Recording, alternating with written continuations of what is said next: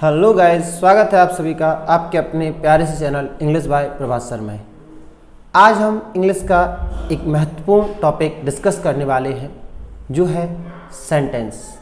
I hope कि आप सब बहुत अच्छे होंगे, स्वस्थ होंगे, मस्त होंगे और खूब पढ़ाई कर रहे होंगे। चलिए आज हम आज का टॉपिक डिस्कस करते हैं। टॉपिक को डिस्कस करने से पहले हम आपको थोड़ा सा बेसिक जानकारी उस टॉपिक के बारे में दे देते हैं कि हम उसमें पढ़ने क्या वाले हैं। मतलब यह है कि आज का जो लेक्चर है, आज का जो वीडियो है, उस वीडियो में हम कौन कौन सी बातें करने वाले हैं। जैसे हमने आपको बताया कि आज हम सेंटेंस के बारे में बात करेंगे, वाक्य के बारे में बात करेंगे, तो उसके अंदर हम क्या क्या बातें करेंगे। तो देखिए, सेंटेंस के अंदर जो हम बातें करेंगे, तो सेंटेंस के अंदर सबसे पहले हम पढ़ेंगे व्हाट इज अ सेंटेंस, कि सेंटेंस होता क्या है, इट्स मीनिंग, इट्स डेफिनेशन। उसके बाद हम पढ़ेंगे formation of a sentence, it means how we form a sentence, हम सेंटेंस कैसे बना सकते हैं, सेंटेंस कैसे बनता है, उसका क्या मीनिंग होता है। ठीक है। उसके बाद हम बात करेंगे parts of a sentence, it means how many parts in a sentence, और एंड व्हाट इज दैट, वो क्या है। After that we will discuss component of a sentence, हम कंपोनेंट ऑफ अ सेंटेंस पर भी बात करेंगे। उसके बाद टाइप्स ऑफ सेंटेंस पर बात करेंगे। ठीक है, कि सेंटेंस कितने प्रकार के होते हैं, कौन कौन से होते हैं, उनके अंदर क्या क्या होता है, उनकी डेफिनेशन के बारे में, काइंड्स की जो डेफिनेशन होगी, उनके एग्जाम्पल्स के बारे में। ठीक है, ये सारी बातें हम यहाँ पे करने वाले हैं। After that we come punctuation of sentence, हम उसके बाद आएंगे पंक्चुएशन ऑफ सेंटेंस पे, and after that examples of sentences and exercise we will also know. ठीक है, हम अभ्यास भी करेंगे और ये सारी चीज़ें पढ़ेंगे। लेकिन यहाँ पर हम जो शुरुआत करने वाले हैं सेंटेंस की, तो सेंटेंस के बैकग्राउंड के बारे में हम थोड़ा सा पढ़ने वाले हैं। पहले सबसे पहले हम बात करेंगे कि सेंटेंस बनता कैसे है, एक वाक्य जो होता है वो कैसे फॉर्म होता है। ठीक है, उसकी जो न्यू है, उसका जो सबसे स्टार्टिंग पॉइंट है वो क्या है, सबसे पहले हम उसके बारे में बात करने वाले हैं। तो आई होप कि आज का वीडियो आपके लिए बहुत ही हेल्पफुल होने वाला है, इसलिए वीडियो पर बने रहिए, बिल्कुल भी स्किप मत कीजिएगा और मस्ती से पेन कॉपी लेकर के पढ़ाई कीजिएगा। चलिए ज़्यादा टाइम वेस्ट ना करते हुए हम वीडियो को स्टार्ट करते हैं। थोड़ा सा बैकग्राउंड डिस्कस करने के बाद हम अपने टॉपिक सेंटेंस से स्टार्ट करते हैं। ओके, चलिए, तो सबसे पहले छोटी चीज़ की बात हम करते हैं अगर, तो देखिए सबसे पहले हम पढ़ते हैं लेटर। क्या पढ़ते हैं? लेटर। ओके,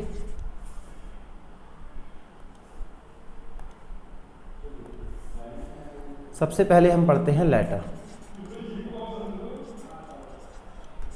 जिसे हम अक्षर या वर्ण कहते हैं।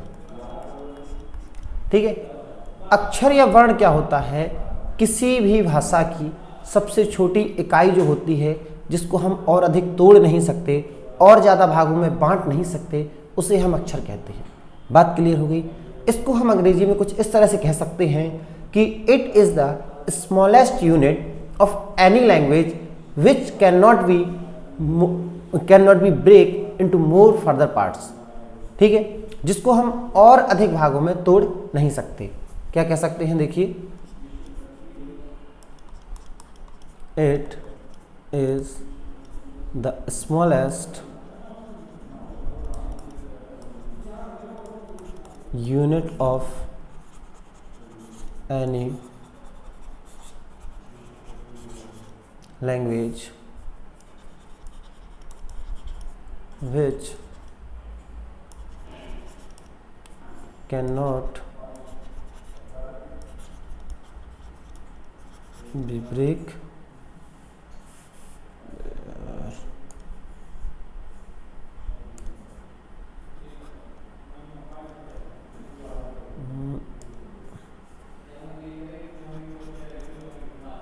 into more further parts. Okay, यानी हम ये कह सकते हैं कि अक्षर है, जो लेटर है, वो क्या है, भाषा की सबसे छोटी इकाई है। It means it is the smallest unit. Okay, इसको हम और अधिक भागों में नहीं तोड़ सकते। फॉर एग्जाम्पल के लिए आप ऐसे समझ सकते हैं, जैसे ए है, बी है, जेड है, ई है या वाई है, ठीक है। इस तरीके से ये जितने भी हैं ये आपके क्या है, लेटर हैं, अक्षर है। बात क्लियर हो गई। चलिए इसके बाद हम थोड़ा सा आगे चलते हैं, तो हम बात करते हैं वर्ड की। ओके, किसकी बात करते हैं हम, वर्ड की। इसको कहते हैं शब्द। क्या कहते हैं, शब्द। ओके, शब्द होता क्या है, ये क्या होता है, शब्द लेटर्स का समूह होता है। लेटर्स जो है, अक्षर जो है, वर्ण जो है, वो उनका क्या होता है, ग्रुप होता है। इट मीन्स दो या दो से अधिक अक्षरों का या वर्णों का समूह, जिसका एक शाब्दिक अर्थ होता है, जिसका एक पूरा अर्थ होता है, वो क्या कहलाता है, आपका शब्द कहलाता है, वो आपका वर्ड कहलाता है। बात क्लियर हो गई। यानी कि हम ऐसे कह सकते हैं कि what is word,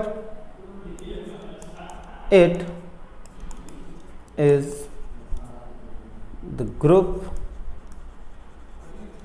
of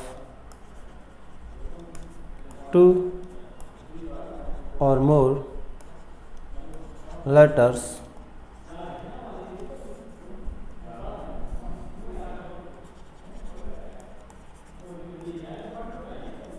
which have their meaning, जिसका एक अर्थ हो। ओके, फॉर एग्जाम्पल देखिए EAT, अगर हमने इन तीनों को मिला दिया तो हमें क्या मिल गया, EAT मतलब ईट, जिसका मतलब क्या है, खाना। ओके, तो यहाँ पर हमने तीन अक्षरों को, तीन लेटर्स को कंबाइन किया और हमें मिला ईट, यानी कि खाना। ओके, जैसे FOOD, यहाँ पे इसे और इसे, इन सबको जोड़ करके हमें क्या मिला, फूड, यानी कि भोजन। ठीक है, तो बात आपकी समझ में आ रही है कि यहाँ पर लेटर जो है वो स्मॉलेस्ट यूनिट है, वर्ड जो है वो ग्रुप ऑफ लेटर्स है। ठीक है, ओके, चलिए थोड़ा सा और आगे चलते हैं।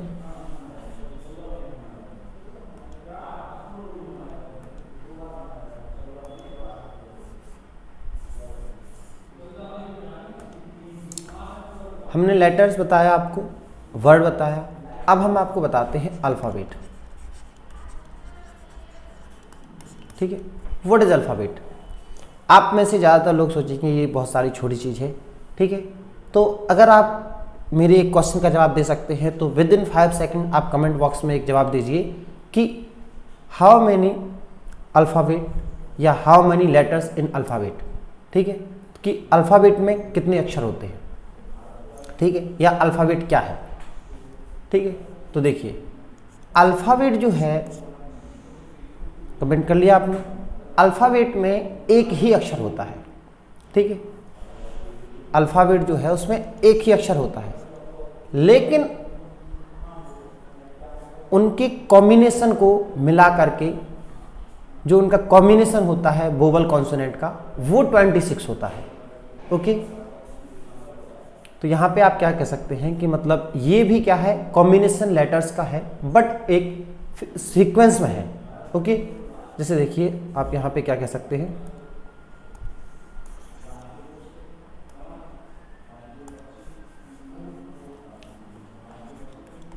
It is the group of 26 letter in a fixed sequence। ठीक है, ए से लेकर जेड तक टोटल 26 लेटर होते हैं और ये टोटल 26 लेटर मिला करके क्या बनाते हैं, अल्फ़ाबेट बनाते हैं, वर्णमाला बनाते हैं। ओके, चलिए देखिए थोड़ा सा आगे बात करते हैं। तो अल्फ़ाबेट जो है उसके दो पार्ट्स होते हैं, ठीक है। कितने होते हैं, 2 parts. One of them is vowel and other of them is consonant. एक होता है वोवल और दूसरा क्या होता है, कॉन्सोनेंट। ओके, अब वोवल क्या होता है, देखिए थोड़ा सा बेसिक हम आपको बता देते हैं। वोवल होता है जिनकी ध्वनि स्वतंत्र होती है। It means vowel have independent sound या फिर फ्री साउंड, या हम ऐसे भी कह सकते हैं vowel can speak freely but consonant can not B speak freely. Consonant को आप स्वतंत्रता से नहीं बोल सकते बट वोवल को आप स्वतंत्रता से बोल सकते हैं, because consonant is always speak by the help of vowel. Consonant जो है वो हमेशा बोले जाते हैं किसकी मदद से, स्वर की मदद से। हमेशा वोवल की सहायता से कॉन्सोनेंट को बोला जाता है, ठीक है। लेकिन वोवल जो है वो स्वतंत्र होते हैं। बात आपकी समझ में आ रही है, डिड यू गेट इट, ठीक है। ओके, नेक्स्ट देखिए, तो वोवल आपके कितने होते हैं, 5। इंग्लिश में 5 वोवल होते हैं।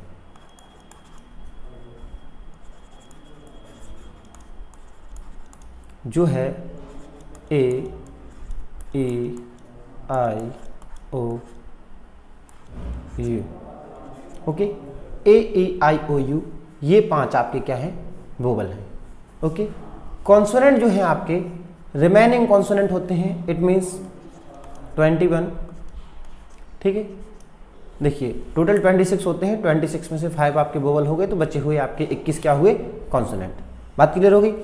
तो 21 कॉन्सोनेंट होते हैं। 21 कॉन्सोनेंट में आप ए, ई, आई, ओ, यू को छोड़ करके पूरी ABCD जब आप लिखेंगे A to Z, तो A, E, I, O, U को छोड़ करके रिमेनिंग जितने भी 21 लेटर्स होंगे, the all 21 letters is consonant. Okay, बात आपकी समझ में आ गई। चलिए थोड़ा सा और आगे चलते हैं, ठीक है।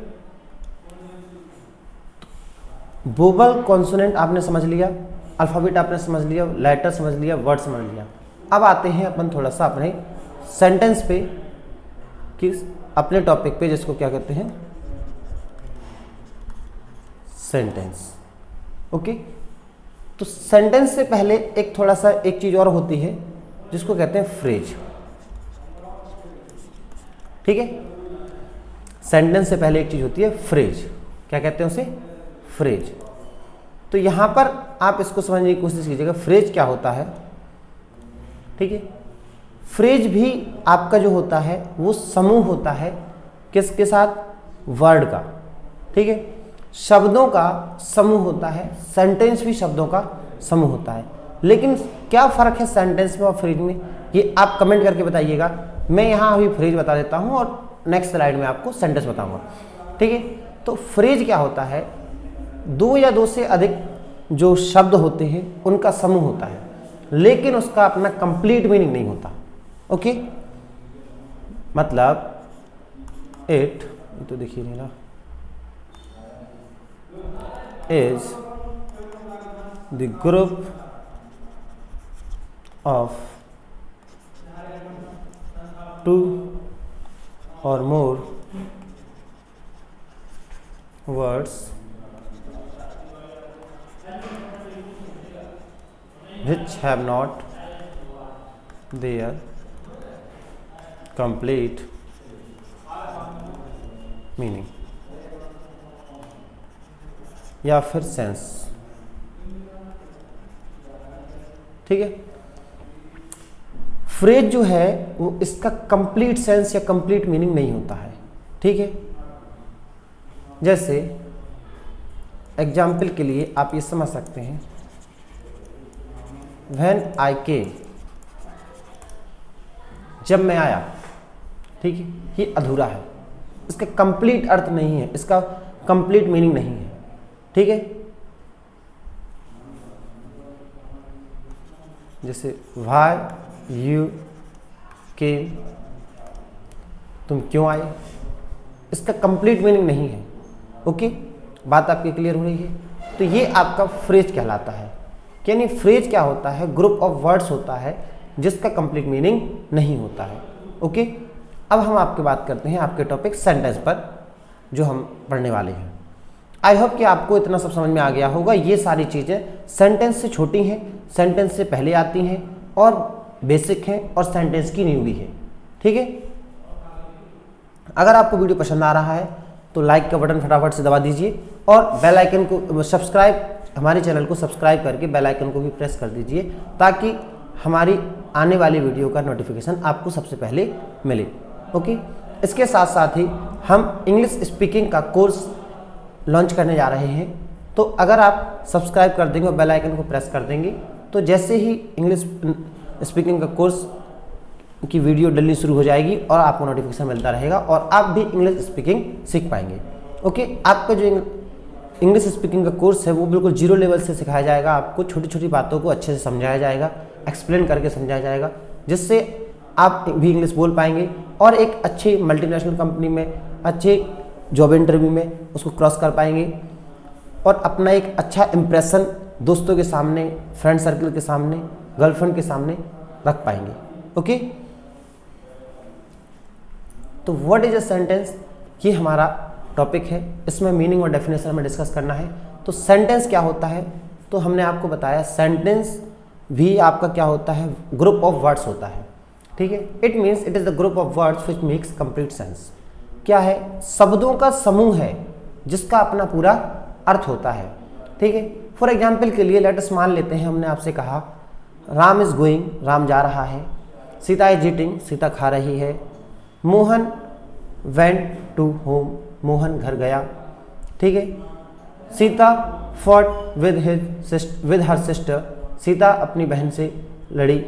ठीक है, तो ये जितनी बातें हमने बोली ये सारी की सारी बातें क्या हैं? सेंटेंस हैं। Because each of them have their perfect meaning, their complete sense. जो भी हमने बोला उसमें उसका पूरा मीनिंग है, उसका पूरा अर्थ है, इसलिए वो क्या है? एक सेंटेंस है। ओके, तो सेंटेंस जो है वो क्या होता है?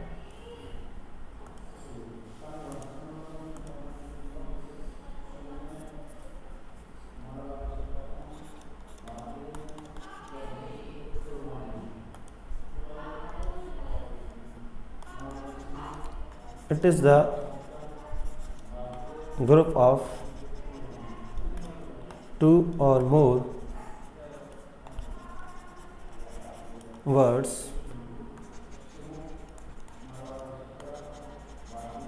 which makes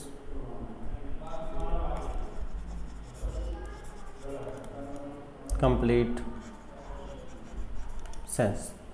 तो ये क्या होता है? शब्दों का समूह होता है जिसका अपना पूरा अर्थ होता है। बात क्लियर हो गई? फॉर एग्जाम्पल के लिए आप ऐसे समझ सकते हैं,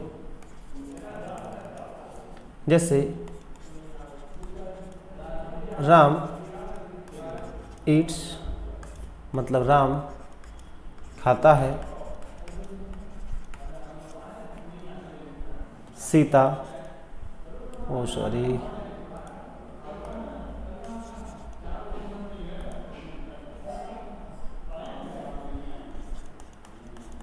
सीता सिंग्स, सीता गाती है। जैसे he is going to market, he is going to market मतलब वह बाजार जाता है। ठीक है, तो इस प्रकार से यहाँ पर जो भी एग्जाम्पल्स हमने दिए आपको, ठीक है, वो सारे के सारे एग्जाम्पल्स क्या हैं? सेंटेंस हैं। इट मीन्स ये examples Ram eats, such, Sita sings, he is going to market, these all are sentence. Okay, because these all sentence have their perfect meaning, have their complete sense. ये जितने भी वाक्य हैं इनका अपना पूरा अर्थ है, ठीक है, इनका अपना पूरा मीनिंग है, पूरा भाव है, तो ये क्या है, वाक्य है। बात क्लियर हो गई। यहाँ पर आपको सिंपल सा टॉपिक ये समझना है कि what is sentence. Sentence is a group of words. Sentence क्या है, शब्दों का समूह है। कैसे शब्दों का, जिसका कंप्लीट मीनिंग होना चाहिए, कंप्लीट सेंस होना चाहिए।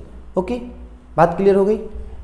ऐसा नहीं है, फॉर एग्जाम्पल के लिए अगर मैं इसको उल्टा लिख देता हूँ, जैसे ईट्स राम मैंगो, तो अब बताइए कमेंट में करके क्या ये सेंटेंस है? Is it sentence? No, because it has no perfect meaning, no complete sense. ठीक है, इसका परफेक्ट मीनिंग नहीं है, इसका कंप्लीट सेंस नहीं है, इसका पूरा अर्थ नहीं है, इसलिए ये क्या नहीं है, ये एक वाक्य, ये एक सेंटेंस नहीं है। बात क्लियर हो गई।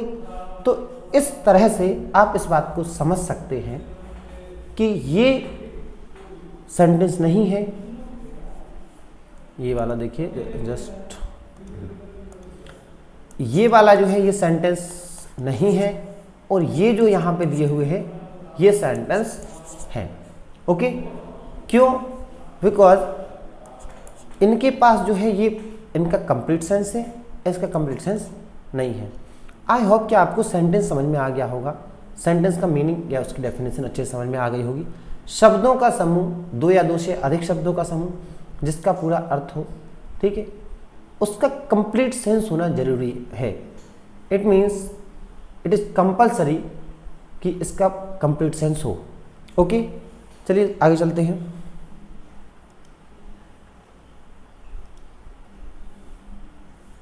देखिए, अगला टॉपिक है फॉर्मेशन ऑफ सेंटेंस। ठीक है, कि जो सेंटेंस है वो बनते कैसे हैं।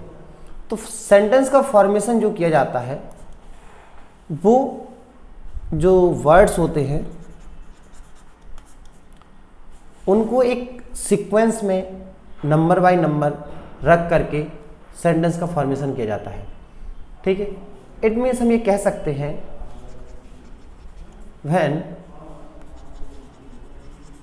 words are arranged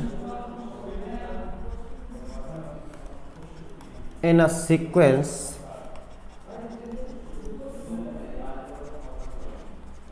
which makes complete sense, then it makes sentence. Okay, मतलब ये है जब शब्द जो है वो एक सीक्वेंस में अरेंज किए जाते हैं और उनका पूरा अर्थ होता है, वो कंप्लीट सेंस देते हैं, तो वो क्या कहलाते हैं, वो सेंटेंस कहलाते हैं, वो वाक्य बनाते हैं और वही सेंटेंस कहलाता है। जैसा कि हमने आपको डेफिनेशन में बताया, विच वी डिस्कस अर्लियर, कि what is sentence. Sentence is a group of words which makes complete sense. Okay, now we will discuss parts of a sentence. ठीक है,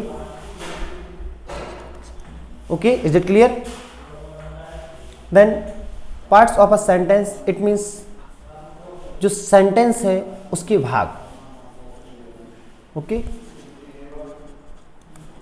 पार्ट्स ऑफ अ सेंटेंस। तो sentence के भाग के बारे में हम यहाँ पे बात करेंगे। तो सेंटेंस के भाग कितने होते हैं? देखिए, for example if I will give you an example, Rahul loves his parents। Rahul loves his parents, इसको पार्ट करना है आपको। तो यहाँ पे देखिए, just think about for few seconds here,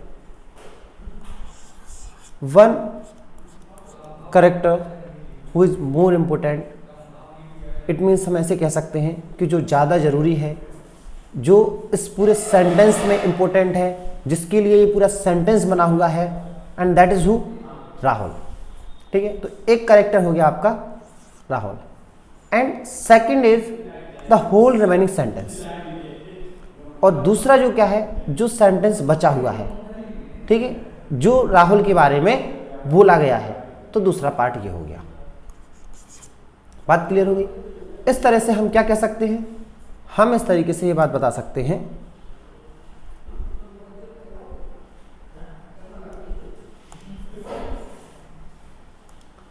कि सेंटेंस के पार्ट होते हैं,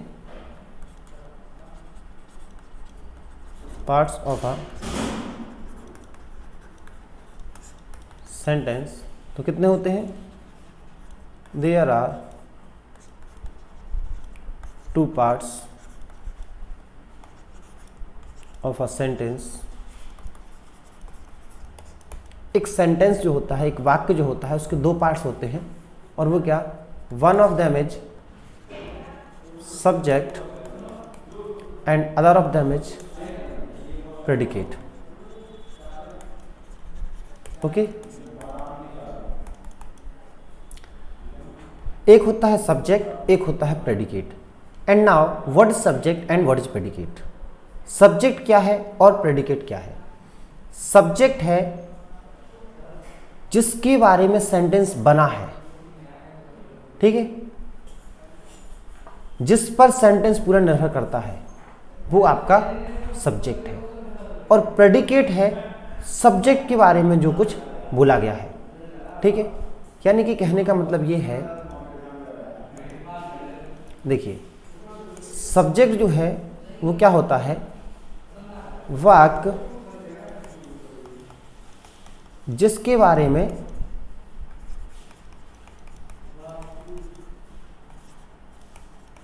बता रहा है, ठीक है, about which sentence is talking, ये आपका सब्जेक्ट है, ठीक है। यानी आप ये कह सकते हैं सेंटेंस अबाउट whose टॉकिंग, ठीक है। सेंटेंस जो है, वाक्य जो है, वो जिसके बारे में बता रहा है, वो आपका क्या है, सब्जेक्ट है। एंड प्रेडिकेट क्या है, जो सब्जेक्ट के बारे में बोला जा रहा है, ठीक है। क्या होता है, सब्जेक्ट के बारे में जो बताया जा रहा है,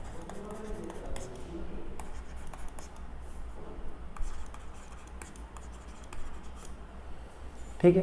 तो यहाँ पे पार्ट्स ऑफ अ सेंटेंस में आपको बात समझ में आ रही है। There are 2 parts of a sentence, one of them is subject and other of them is predicate. And what is subject, subject जिसके बारे में सेंटेंस बना हुआ है, about which we are talking, जिसके बारे में हम बात कर रहे हैं, about which the sentence is talking, वो आपका क्या है, सब्जेक्ट है।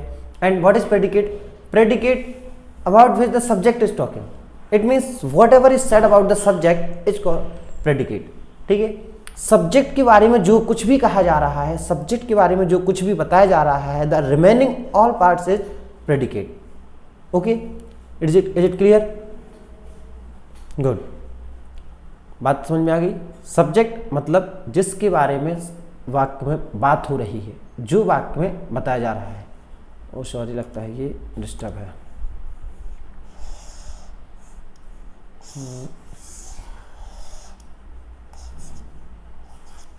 ठीक है,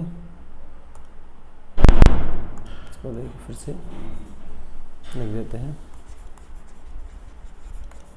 अबाउट which sentence is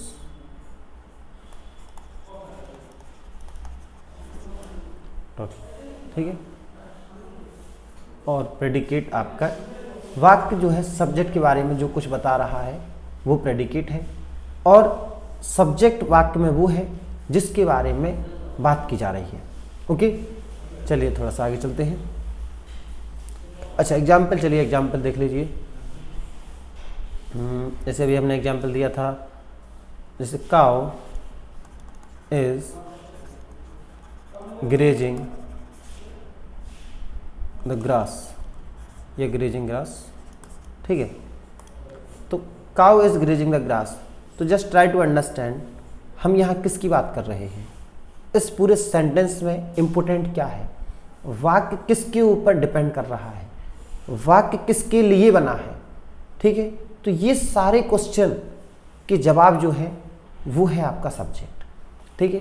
तो यहाँ हम बात कर रहे हैं, here we are talking about cow, यहाँ हम बात कर रहे हैं काउ की। And the second part is predicate, what we said about cow, हम गाय के बारे में क्या कहते हैं, cow is grazing the grass. तो ये रिमेनिंग पार्ट जो हुआ आपका, ठीक है, ये रिमेनिंग पार्ट जो आपका बचा हुआ, ये आपका क्या होगा, प्रेडिकेट, एंड ये आपका क्या हो गया, सब्जेक्ट। ओके, बात क्लियर हुई आपको। तो पार्ट ऑफ सेंटेंस में दो पार्ट्स होते हैं, सब्जेक्ट एंड प्रेडिकेट। सब्जेक्ट जिसके बारे में सेंटेंस में बात की जा रही है, प्रेडिकेट जिसके वाक्य के बारे में जो करता है, जो सब्जेक्ट है उसके बारे में जो बताया जा रहा है वो प्रेडिकेट होता है। ओके, अगर आपको वीडियो, अगर आपको सारी चीज़ें आती हैं तो आप वीडियो डबल स्पीड में देख सकते हैं, ठीक है, 2x करके। और अगर आपको बिल्कुल भी नहीं आता है तो मैं बिल्कुल जीरो लेवल से, जो कुछ भी नहीं आता है उससे लेकर के हायर स्टैंडर्ड तक के लिए चीज़ें बना रहा हूँ, ठीक है।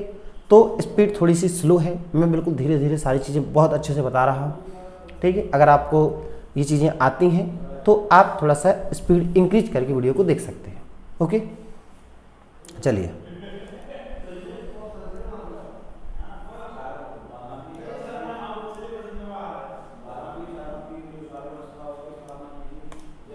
देखिए, यहाँ पे कुछ एग्जाम्पल्स दिए हुए हैं, इन एग्जाम्पल को समझने की कोशिश करते हैं अपन। जैसे सबसे पहला एग्जाम्पल है डेजी टीच इंग्लिश। तो यहाँ पे डेजी टीच इंग्लिश मतलब क्या है, डेजी जो है वो इंग्लिश पढ़ाती है, यानी अगर आप हिंदी में बात करें तो क्या कह सकते हैं, डेजी अंग्रेजी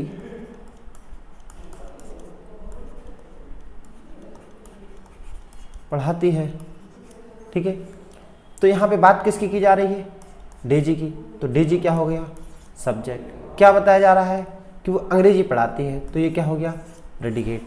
बात समझ में आ गई। इस तरीके से डेजी क्या हो गया, सब्जेक्ट, और प्रेडिकेट क्या हो गया, टीच इंग्लिश। ओके, सेकंड है अनीता कॉल्ड मी यस्टरडे।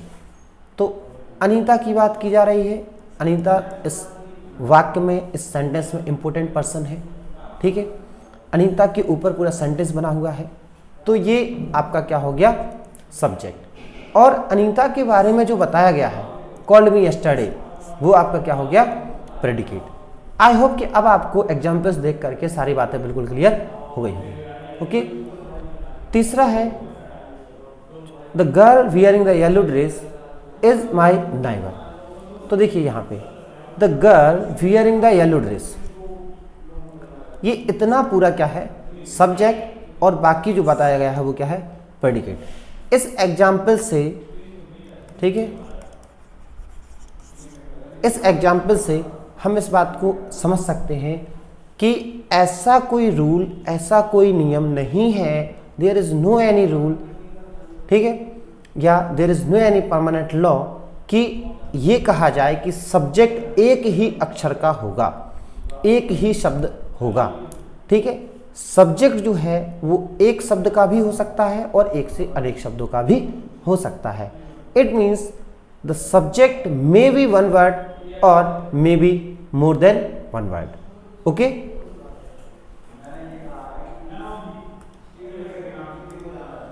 चलिए अब हम अपने टॉपिक पर अच्छा सॉरी दूसरा टॉपिक था जो हम शायद उसके बारे में बात करना भूल गए।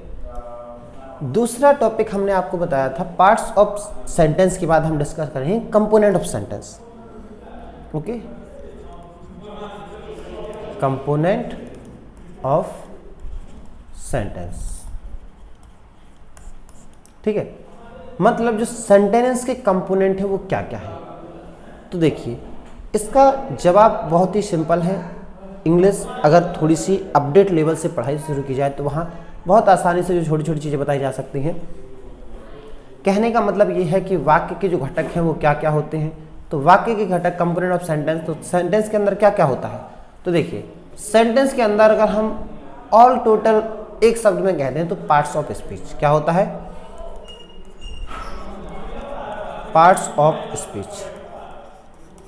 ठीक है, parts of speech is component of the sentence.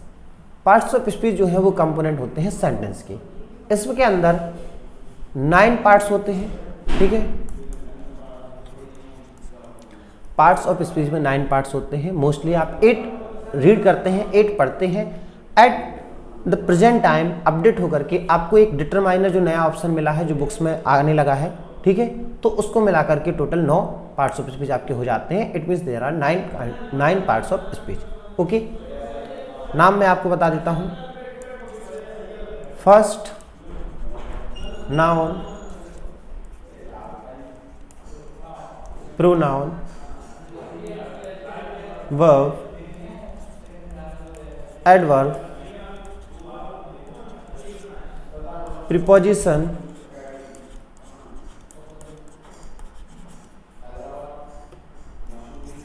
Conjunction, interjection,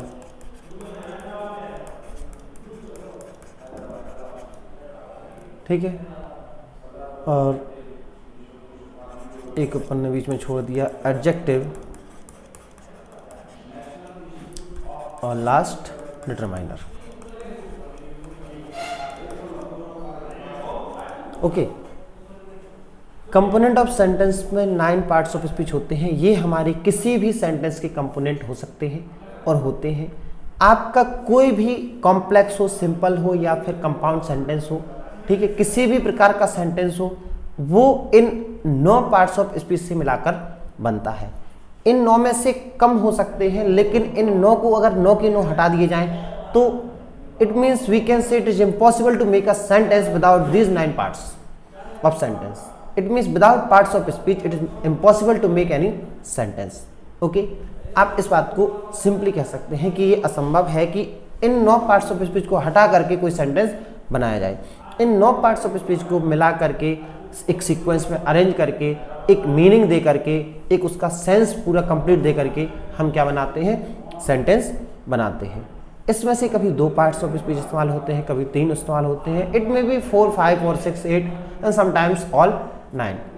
ठीक है, बट पार्ट्स ऑफ स्पीच को मिलाकर ही सेंटेंस फॉर्मेशन होता है। और ये पार्ट्स ऑफ स्पीच जो है वो क्या है? कंपोनेंट ऑफ सेंटेंस होते हैं। Is it clear?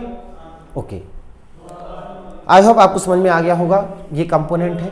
अगर आपको इनके बारे में जानकारी लेनी है तो मैंने नाउन कंप्लीट और प्रोनाउन कंप्लीट ये 2 पार्ट्स ऑफ स्पीच के ऊपर वीडियो बना दी है। अगर बाकी के ऊपर आपको वीडियो चाहिए है तो आप कमेंट में पहले इनको देख लीजिए। इनकी लिंक डिस्क्रिप्शन में दी हुई है, वहाँ से देख करके आप कमेंट में करके हमें बता सकते हैं।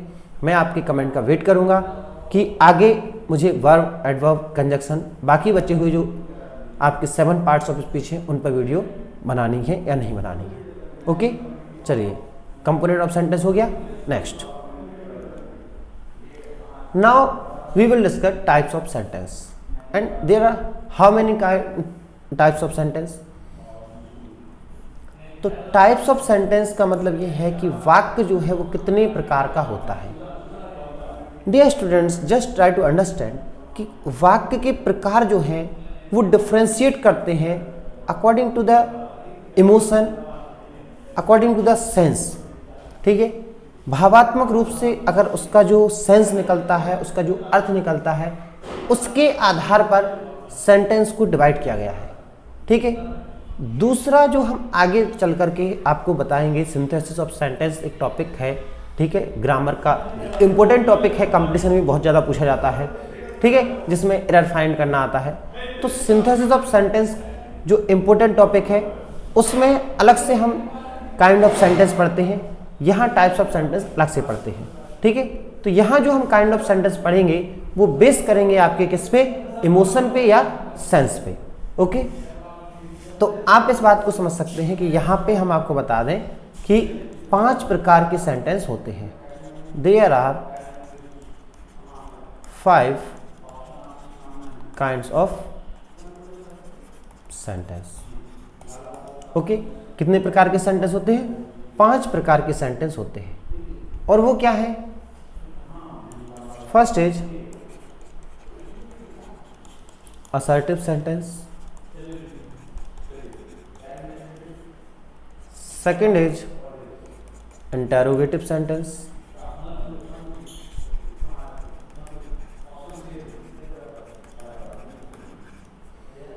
third is imperative sentence,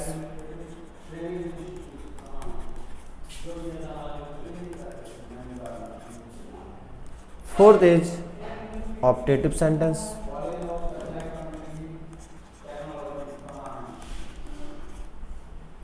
and 5 is exclamatory sentence.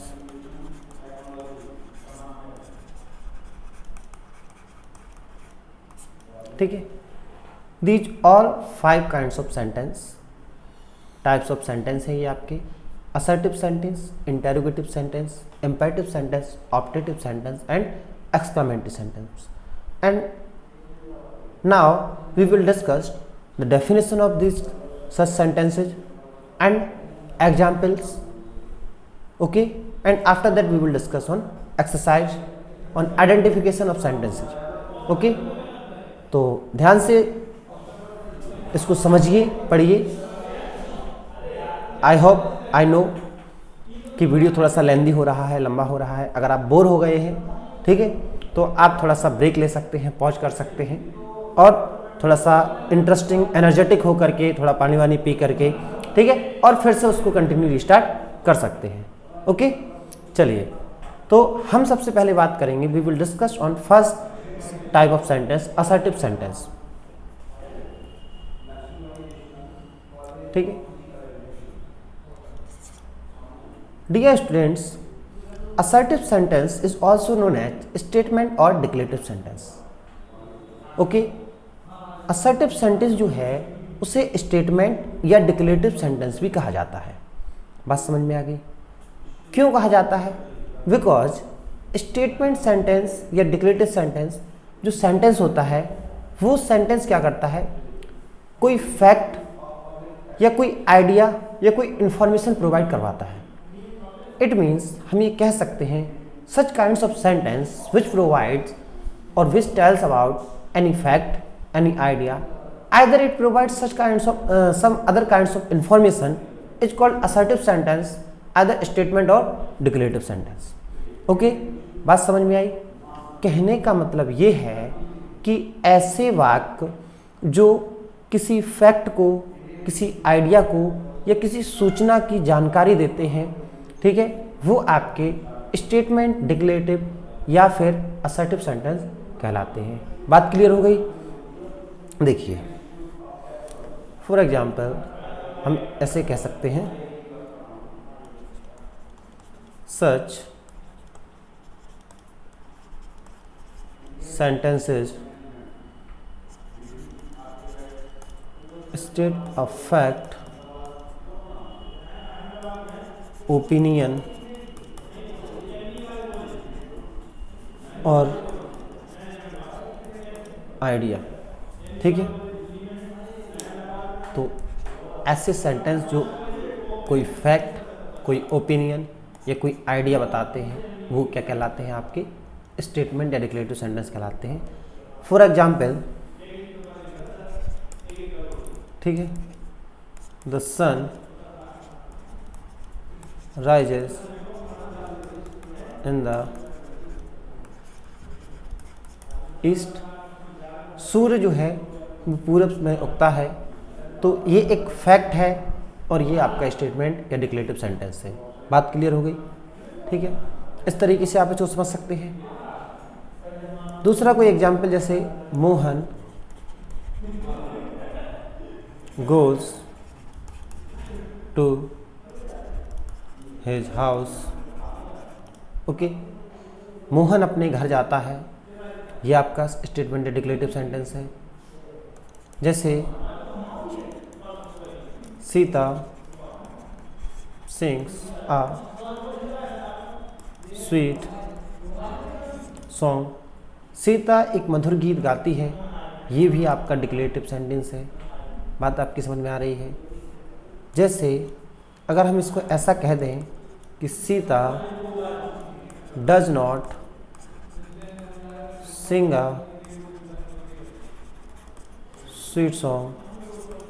तो अब आप हमें कमेंट करके ये बताइए कि ये वाला जो सेंटेंस है ये आपका डिक्लेरेटिव सेंटेंस है या नहीं है। ओके, ठीक है। अब हम स्टेटमेंट या डिक्लेरेटिव सेंटेंस के बारे में थोड़ा सा और जानेंगे।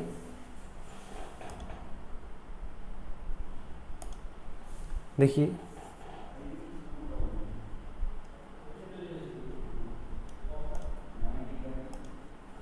ठीक है, यहां पर हम आपको क्या बताने की कोशिश कर रहे हैं कि there are two kinds of assertive sentence. Assertive sentence जो होते हैं वो दो प्रकार के होते हैं। ठीक है, असर्टिव सेंटेंस कितने प्रकार के होते हैं? दो प्रकार के होते हैं, जिसमें से पहला क्या होता है? अफर्मेटिव,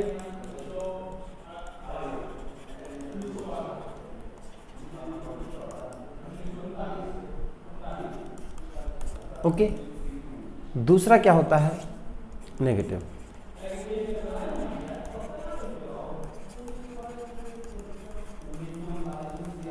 बात क्लियर हो गई? अफर्मेटिव सेंटेंस और नेगेटिव सेंटेंस।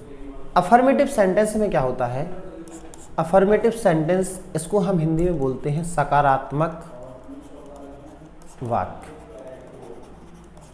ठीक है, और नेगेटिव सेंटेंस को हम हिंदी में बोलते हैं नकारात्मक वाक्य। ओके, सकारात्मक वाक्य और नकारात्मक वाक्य। अफर्मेटिव सेंटेंस जो होता है वो हमें पॉजिटिव वे में कोई इंफॉर्मेशन या कोई फैक्ट या कोई जानकारी देता है, और नेगेटिव सेंटेंस जो होता है वो नेगेटिव वे में या नेगेटिव तरीके से, या ऐसा सेंटेंस जिसमें नॉट, NOT, नॉट या नेवर, ठीक है, इन शब्दों का इस्तेमाल होता है, और वो कोई ओपिनियन, कोई आइडिया या कोई फैक्ट बताता है, वो आपका क्या होता है? नेगेटिव सेंटेंस कहलाता है। बात क्लियर हो गई? अफर्मेटिव सेंटेंस फैक्ट या ओपिनियन बताता है पॉजिटिव डायरेक्शन में, पॉजिटिव वे में। नेगेटिव डायरेक्शन या नेगेटिव वे में या नकारात्मक रूप से, जिसमें नॉट या नेवर का उपयोग करके जो फैक्ट या ओपिनियन या जानकारी हमें दी जाती है, वो आपकी नेगेटिव सेंटेंस के अंदर आती है। Okay, is it clear? Next, now we will discuss interrogative sentence. Here what is interrogative sentence? Interrogative sentence क्या होता है? Interrogative sentence such sentences which are used to ask question. ऐसे सेंटेंस होते हैं, ऐसे वाक्य होते हैं जो प्रश्न पूछने के लिए उपयोग किए जाते हैं। Did you get it? आपको समझ में आया? ऐसे वाक्य जो प्रश्न पूछने के लिए इस्तेमाल किए जाते हैं। जस्ट वंस मोर मेरे साथ आप रिवाइज कीजिए। sentences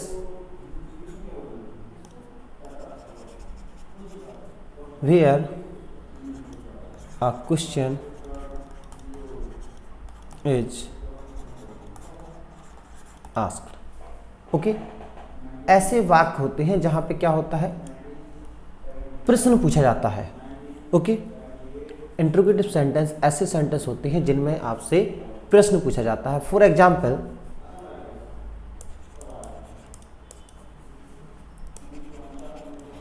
Who are you? आप कौन हैं? What's your name? आपका नाम क्या है?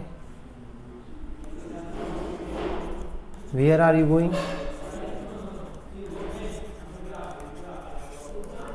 आप कहाँ जा रहे हैं? What are you doing? आप क्या कर रहे हैं? ठीक है, या फिर आप ऐसे भी कह सकते हैं, have you eaten the food? क्या आपने खाना खा लिया है? जैसे has she done her work, क्या उसने अपना काम कर लिया है। ठीक है, तो इस तरह से ये सारे के सारे जो सेंटेंसेज यहाँ पे हमने एग्जाम्पल के तौर पे एज एन एग्जाम्पल उपयोग किए हैं, these all sentences are interrogative sentence because these all sentences are used to ask something. ये सारे के सारे सेंटेंस क्या है, कुछ ना कुछ पूछ रहे हैं, ये कुछ ना कुछ पूछने के लिए उपयोग किए गए हैं। And hence these all sentences are interrogative sentence. Is it clear? बात समझ में आ गई? ये सारे के सारे वाक्य क्या हैं, इंट्रोगेटिव यानी कि प्रश्नवाचक वाक्य हैं, क्योंकि ये वाक्य इस्तेमाल किए गए हैं प्रश्न पूछने के लिए। ओके, चलिए नेक्स्ट इसके बारे में थोड़ी सी बातचीत और कर लेते हैं।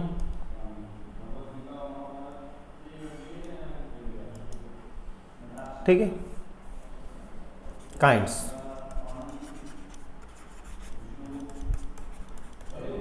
Kinds of interrogative sentence. Interrogative sentence के काइंड्स की बात अगर हम करें तो there are two kinds of interrogative sentence. Interrogative sentence के जो काइंड्स होते हैं वो कितने होते हैं, टू काइंड्स होते हैं। There are two kinds of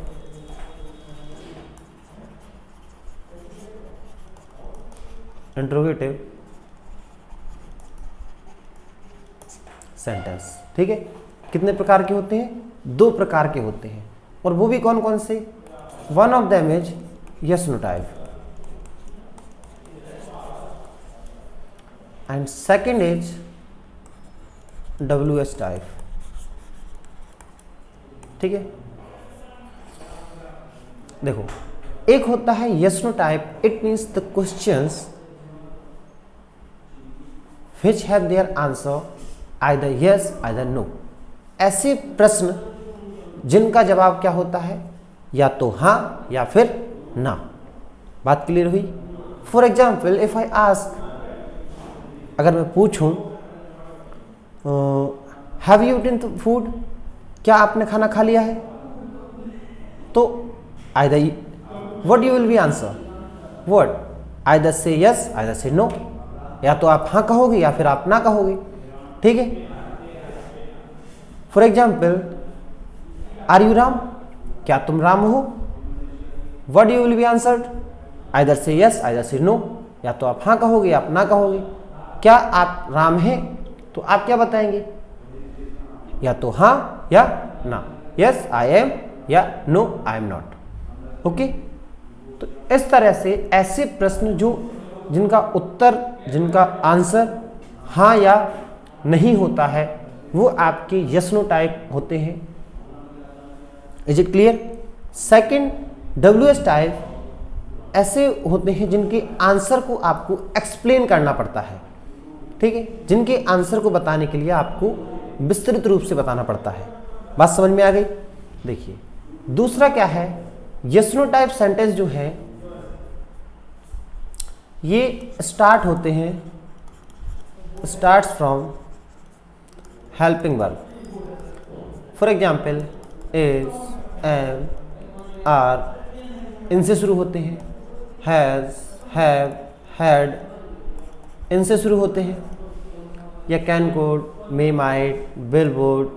ठीक है, डू, डज, डिड इनसे शुरू होते हैं। हिंदी में ये क्या से शुरू होते हैं, क्या। ठीक है, हिंदी में ये क्या से शुरू होते हैं और इनका उत्तर हाँ या ना होता है, इसीलिए इसका नाम है yes no type. Okay, second है WH टाइप।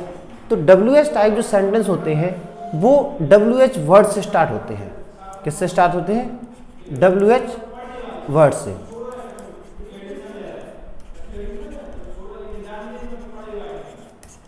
स्टार्ट कहाँ से होते हैं, WH वर्ड से।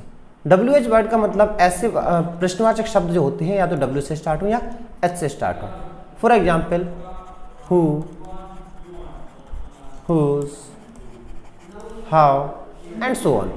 ठीक है, बात समझ में आ गई। दूसरा, इनका आंसर जो है वो एक्सप्लेन करके दिया जाता है।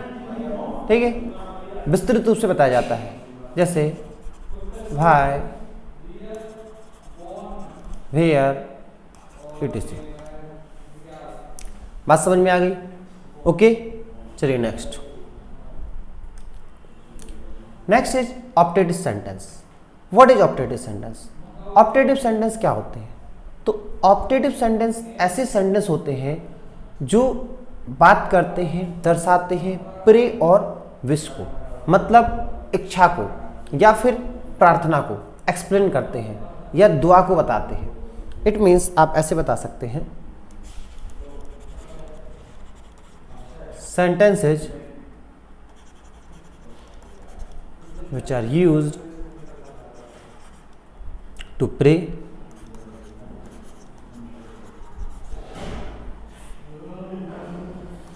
or wish for self or other।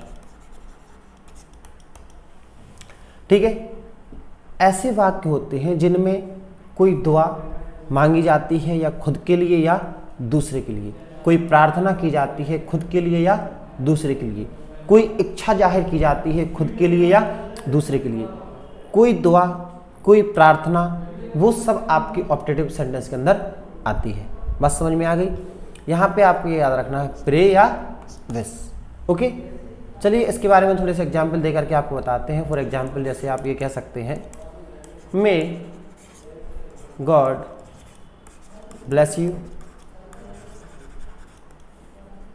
May you live long.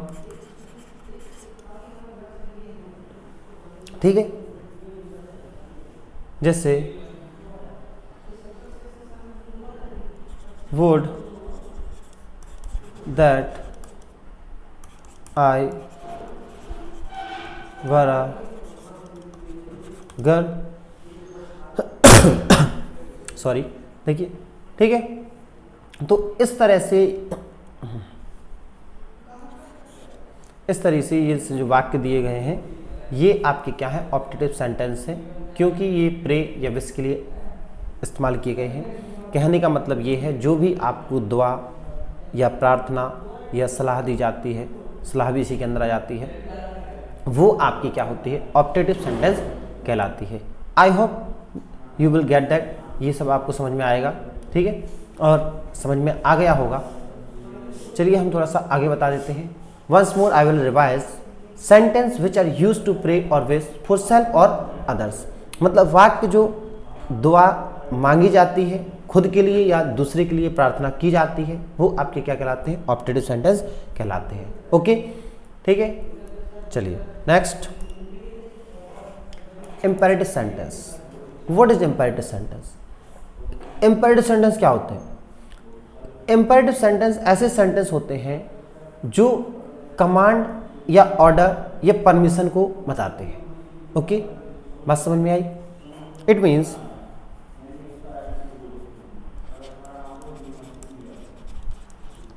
sentences which are used to permit, command or request are known as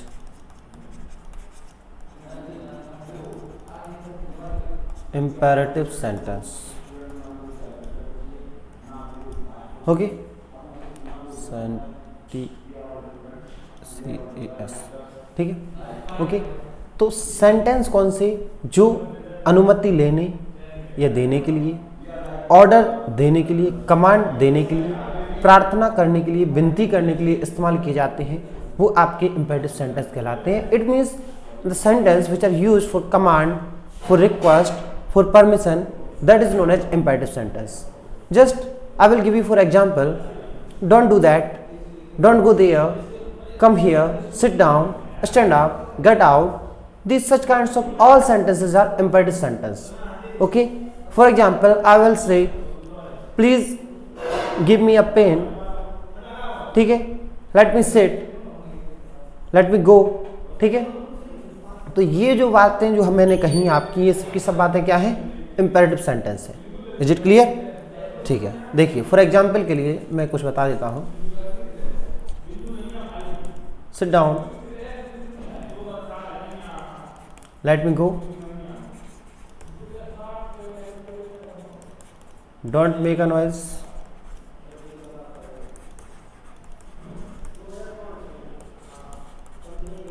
don't bother, here and there, ठीक है। ये जो बातें हैं जैसे गेट आउट, ओके। तो ये बातें जो हमने आपको बताई, ये सारी की सारी बातें क्या है, इंपेरेटिव सेंटेंस है। It means these all examples are imperative sentence, okay. Let me go, sit down, don't make a noise, ठीक है। अगर आपको थोड़ा सा समझ नहीं आया हो तो आप इस तरीके से समझ सकते हैं। Just remember that thing, when your mother, your father, आपकी जो मम्मी है, पापा है, वो जब कहीं जाती हैं तो वो आपको बता के जाते हैं कि आपको यहाँ नहीं जाना है, आपको वहाँ नहीं जाना है, आपको ये काम नहीं करना है, ठीक है, घर से बाहर नहीं निकलना है, ठीक है। That is suggestion. And sometimes your parents ordered या कमांड्स यू, ठीक है, वो कभी आज्ञा दे देते हैं या ऑर्डर का आदेश दे देते हैं, तो वो बता देते हैं कि ऐसा नहीं करना है, मतलब ये नहीं करना है। तो that's the thing is imperative sentence, okay. It means जो बात वहाँ पे इस्तेमाल की गई वो क्या है, इंपेरेटिव सेंटेंस है, okay. Is it clear? I hope कि आपको समझ में आ गया होगा। ऐसे वाक्य जो परमिशन के लिए, कमांड के लिए, रिक्वेस्ट के लिए इस्तेमाल किए जाते हैं वो क्या कहलाते हैं, इंपेरेटिव सेंटेंस कहलाते हैं। यानी कि वो भाव जो प्रदर्शित करते हैं वो आपके इंपेरेटिव सेंटेंस कहलाते हैं, ओके। चलिए next, exclamatory sentence. Exclamatory sentence, what is exclamatory sentence?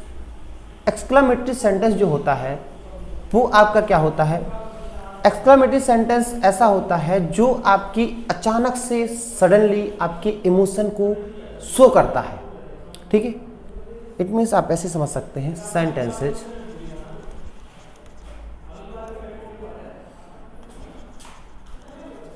which are used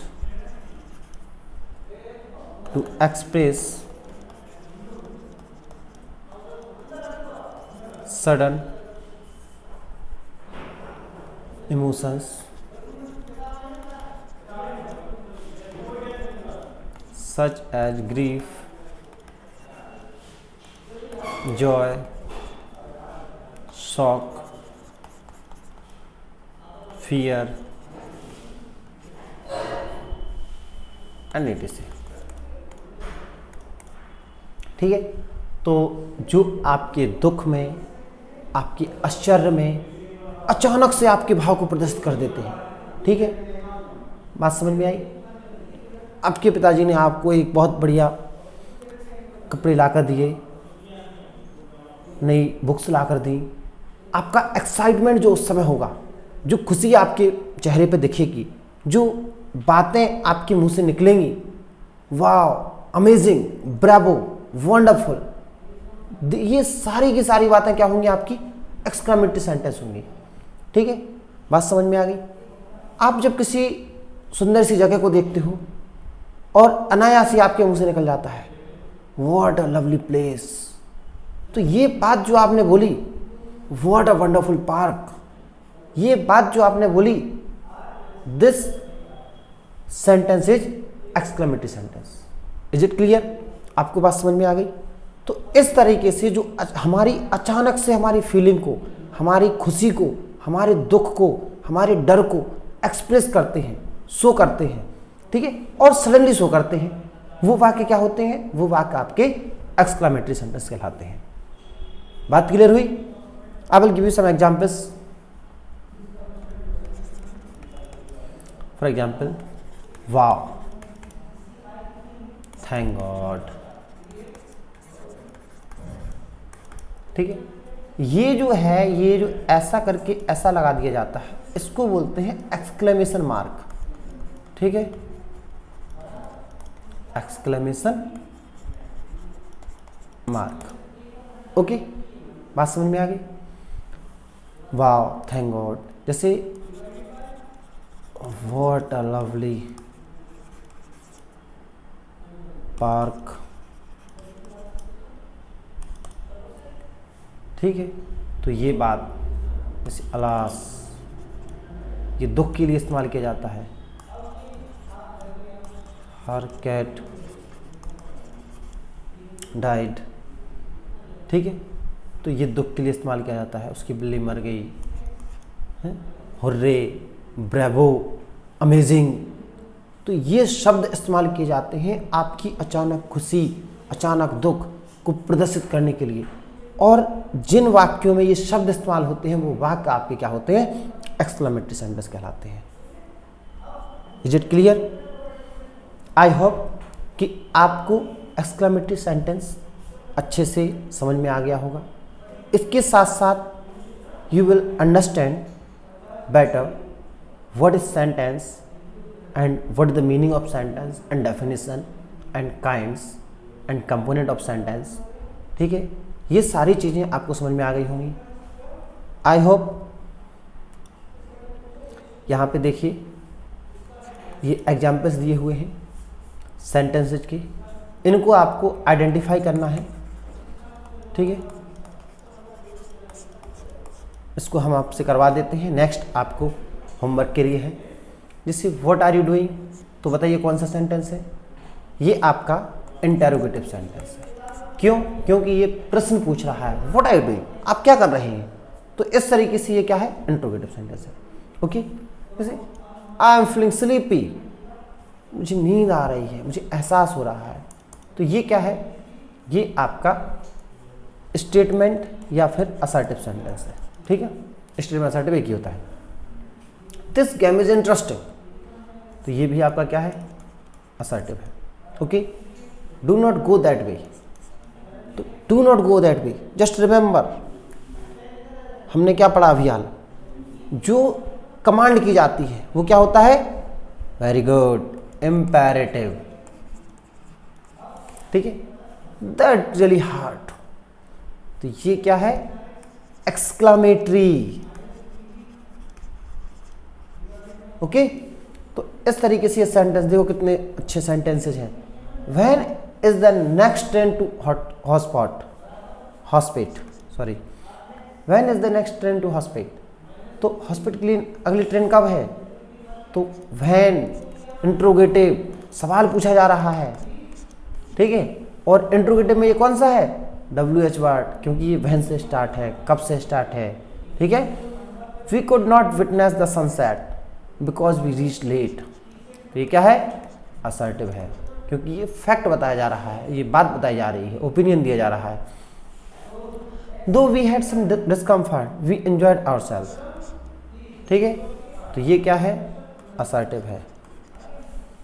children generally like playing outdoor games, तो ये क्या है? असर्टिव है। Scarlett and Nanny are best friend, तो ये क्या है? असर्टिव है। आई होप कि ये सब आपको समझ में आ गए होंगे। अगर किसी कोई नहीं आया है तो आप मेरी Insta ID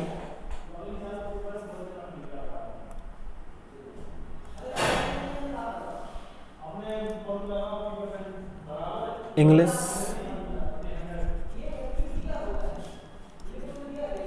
bye Prabhas sir,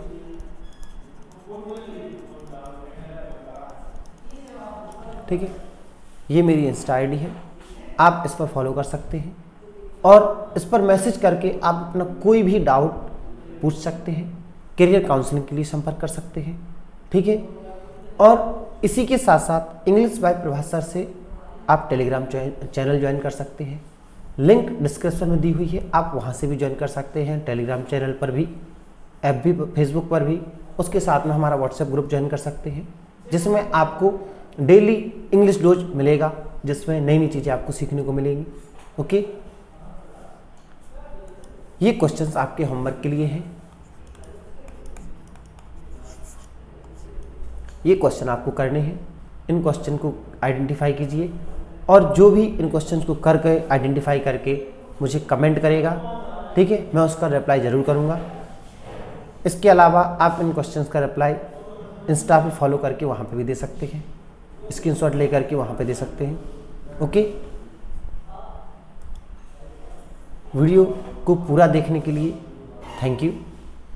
I hope कि आपको वीडियो पूरा समझ में आ गया होगा, चीज़ें आपको समझ में आ गई होंगी। ठीक है, हमने एक एक चीज़ को बहुत अच्छे से डिस्कस किया। अगर आप इसी तरीके से और वीडियो को देखना चाहते हैं तो हमारे चैनल को सब्सक्राइब करें, बेल आइकन को ज़रूर प्रेस करें। हम अपने स्टार्टिंग में आपको बताया कि इंग्लिश स्पीकिंग का बैच स्टार्ट कर रहे हैं, तो आपको उसका नोटिफिकेशन सबसे पहले प्राप्त होगा।